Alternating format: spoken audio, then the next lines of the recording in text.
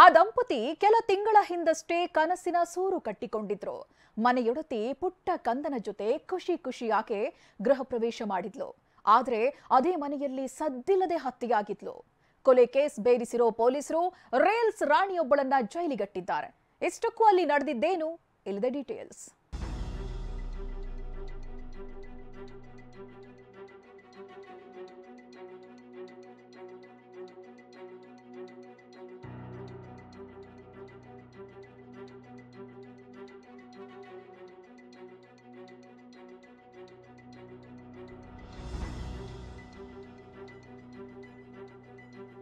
ಕಣ್ಸಣ್ಣೆಯಲ್ಲೇ ಬಾಣ ಬಿಡ್ತಿದ್ದಾಳೆ.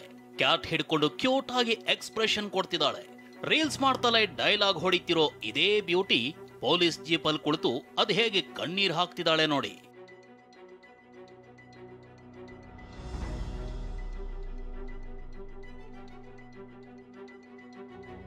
Boy friend ಶೋಕಿ ಜೀವನದ ಹುಚ್ಚು.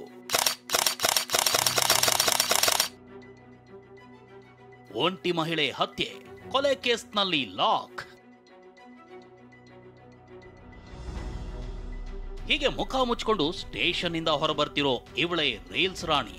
ನೋಡೋಕಷ್ಟೇ ಕ್ಯೂಟ್, ಆದ್ರೆ ಮಾಡಿರೋ ಘನಂದಾರಿ ಕೆಲಸದ ಬಗ್ಗೆ ಕೇಳಿದ್ರೆ ನೀವು ಬೆಚ್ಚಿ ಬೀಳೋದು ಗ್ಯಾರಂಟಿ.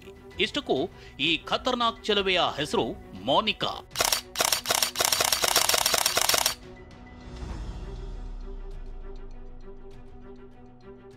ಕೋನಸಂದ್ರದಲ್ಲಿ ಒಂಟಿ ಮಹಿಳೆಯನ್ನ ಹತ್ಯೆ ಮಾಡಲಾಗಿತ್ತು.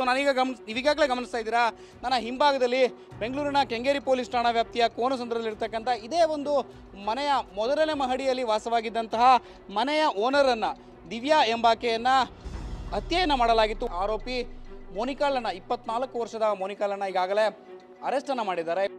ಕೆಂಗೇರಿಯ ಕೋನಸಂದ್ರದ ಬಾಡಿಗೆ ಮನೆಯಲ್ಲಿ ವಾಸವಿದ್ಲು.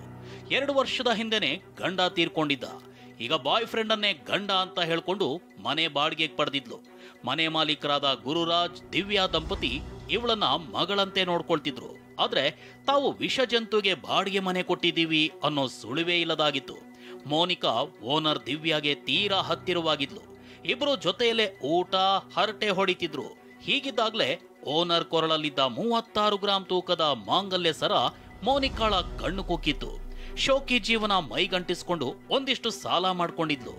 ಈ ಚಿನ್ನ ಮಾರಿ ಸಾಲ ತೀರಿಸ್ಕೊಳ್ಳೋದಕ್ಕೆ ಸ್ಕೆಚ್ ಹಾಕಿದ್ಲು.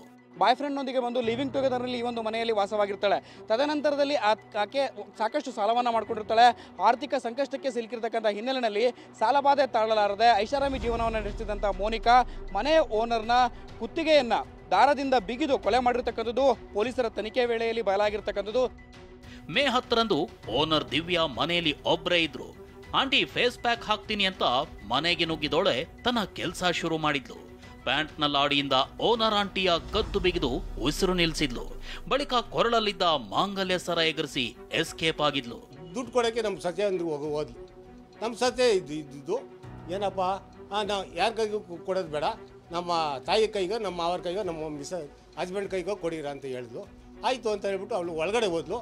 ಒಳಗಡೆ ಹೋದಾಗ ಇವಳು ಹಗ್ಗ ತಂಡು ಜೀರ್ಬಿಟ್ಟು ಅದು ಒಂದು ಲಾಡಿ ದಾರದ ಜೀರ್ಬಿಟ್ಟು ಮಂಡಿ ಬಗ್ಗಿಸ್ಕೊಂಡು ಅವಳನ್ನ ಔಟ್ ಮಾಡಾಕ.